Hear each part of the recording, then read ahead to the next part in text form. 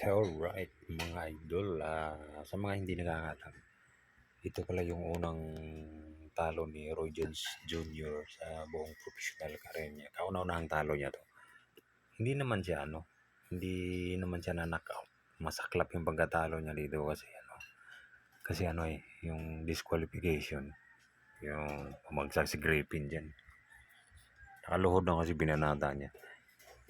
Kasi may may story kaya nagano ni Roy Jones si Griffin. Binastos kasi niya si Roy Jones nung press conference. Kaya ganun yung ginawa ni Roy Jones.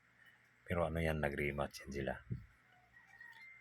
Griffin versus Jones 2. Yan, nag-rematch sila dyan eh. Walang panama naman yun si Griffin sa kanya. Nainis lang si Jones dyan kaya binanata niya.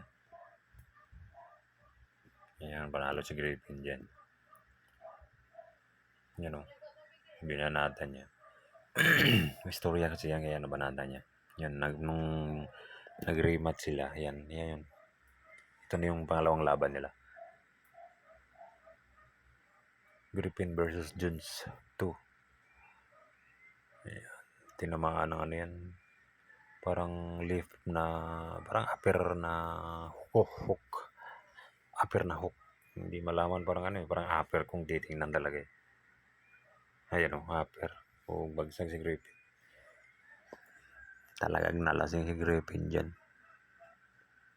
Hindi na nakabangon yun. Ayan. Walang panama yan si Griffin sa kanya. Hindi na makabangon. Panalo Jones.